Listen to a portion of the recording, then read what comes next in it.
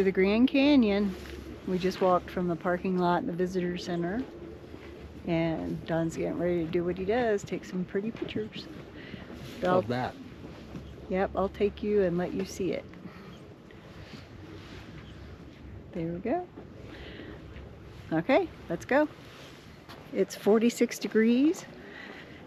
As you can see, I am all bundled up because it's pretty chilly, but at least we don't have the 50+ mile-an-hour wind gusts that we had yesterday. It was crazy, crazy, crazy windy.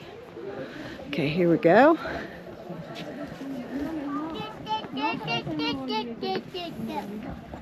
Another point. Let's head out there.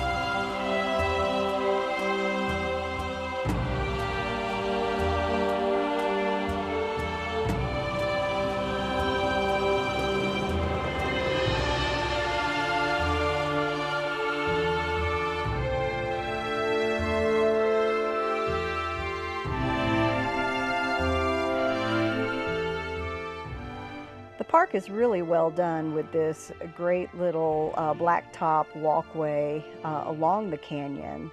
They call it the Rim Trail. You can look out at any point, but there's no rails in these areas, so you do have to be careful. It's hard to imagine that that is an average of 10 miles wide from rim to rim and 1 mile deep.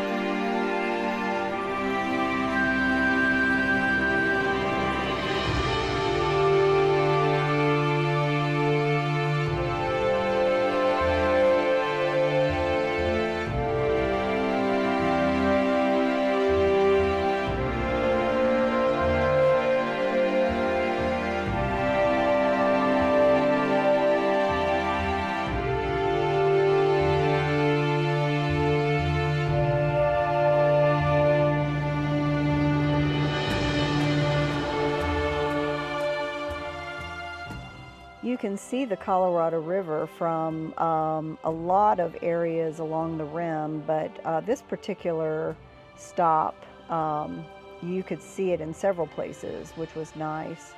You can't see it everywhere, it's just too deep. The canyon is just too deep. But you can see it here, and you know, scientists say that The Colorado River is what helped to carve out the Grand Canyon. The Colorado River cuts through schist. It's a type of metamorphic rock that is 1.75 billion years old. Wow, that's nearly half the age of the Earth. It runs 277 miles through the canyon, and you can take rafting trips, but that's usually only offered April through October.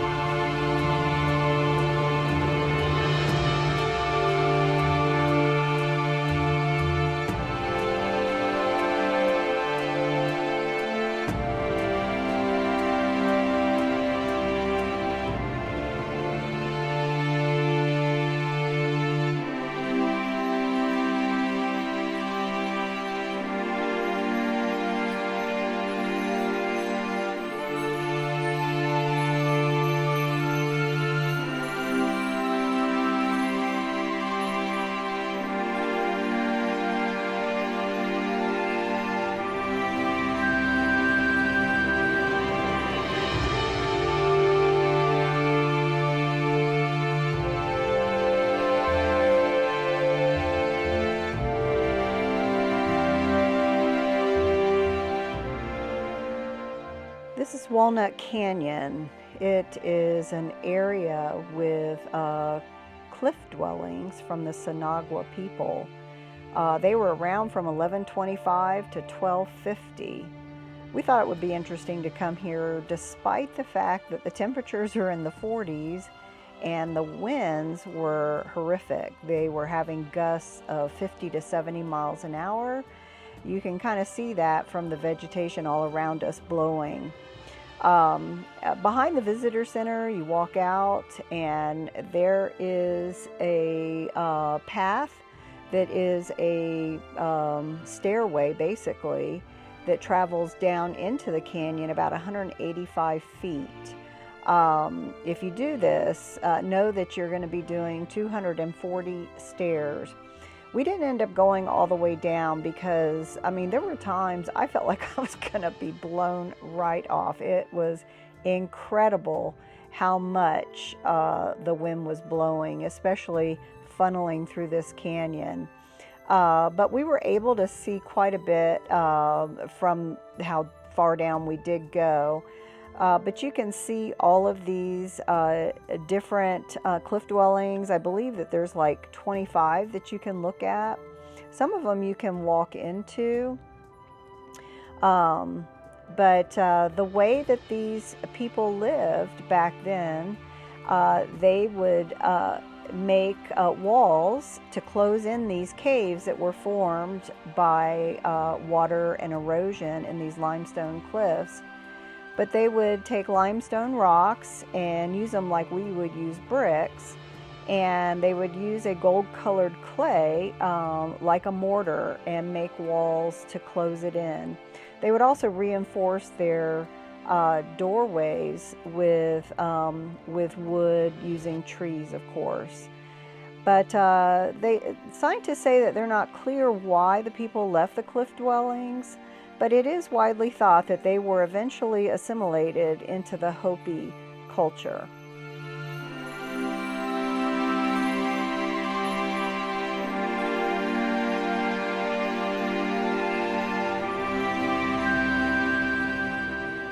Sunset Crater is one of the mountains in the San Francisco Volcanic field, located northeast of Flagstaff.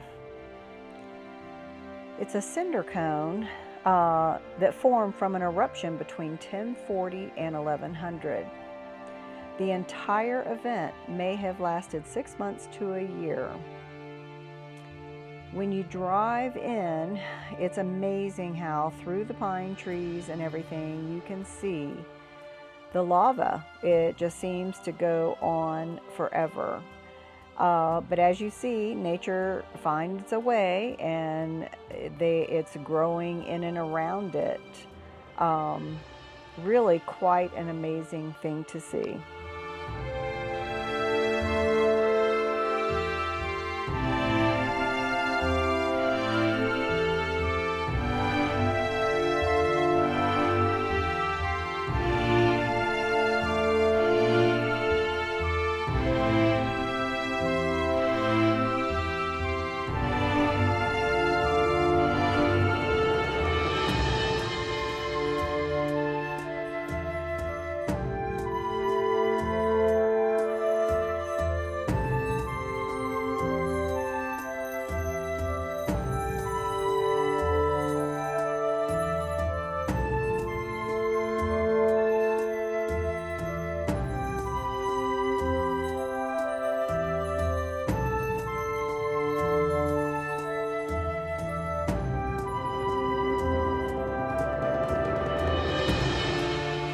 There's a little place that you can pull over and walk in to the lava field.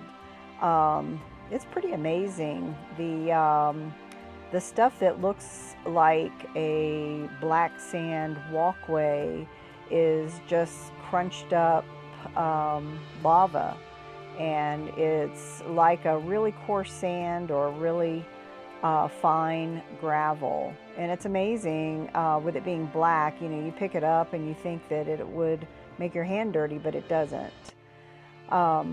If you walk in, you'll see over here, we're going to walk in and look at it. You can see there's kind of white stuff on it. That's lichen. And we learned that this lichen helps to break down the lava, and it turns it into this gravel first, and then eventually it turns it into soil. And they said that the natives back then, well, after the eruption, but the natives could grow corn really well in this gravel, this lava gravel, as long as it wasn't much deeper than 3 inches or thinner. They just sort of found that that was like the best depth.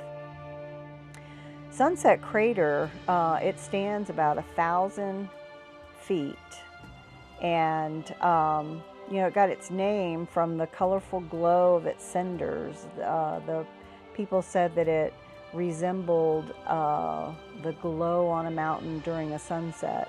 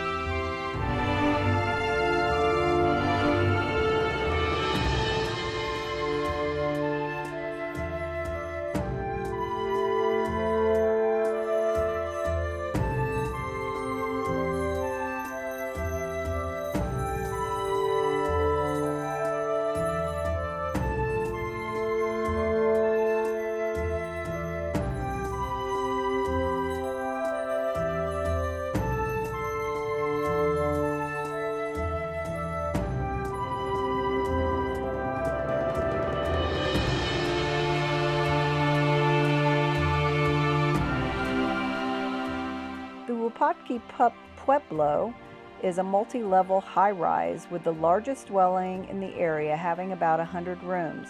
They're still partially intact because of their construction of sandstone slabs, limestone blocks, and chunks of basalt set with clay-based mortar.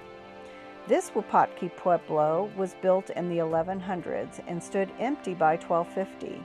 The people farmed the area and lived in communities, helping one another survive the harsh environment. The Wupatki people were thought to be the early Pueblo people.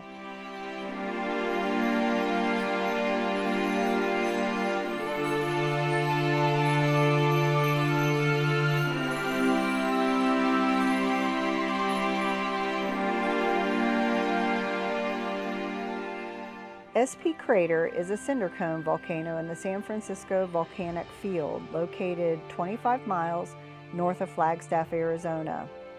It stands 7,021 feet high and is thought to be about 55,000 years old.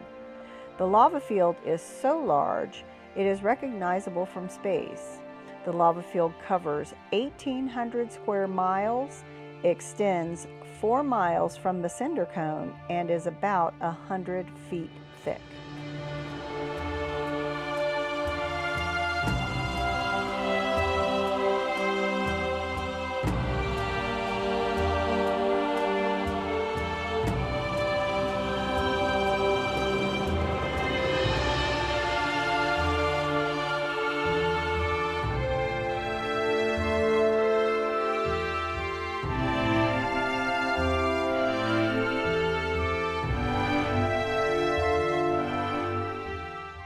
We drove here after visiting Sunset Crater, Wupatki, all in the Flagstaff area. You can tell it's the same day because it's extremely windy. I really had a hard time filming this from up here, but it was worth it. It was worth the climb and worth the trip. Anyway, this was kind of the end of our time in the Grand Canyon area. It was a great time, especially visiting these other parks in the Flagstaff area. And as usual, our little buddy came along with us, Ty. It was cool enough we could leave him in the car while we kind of ventured out. He just stays there and waits for us to come back.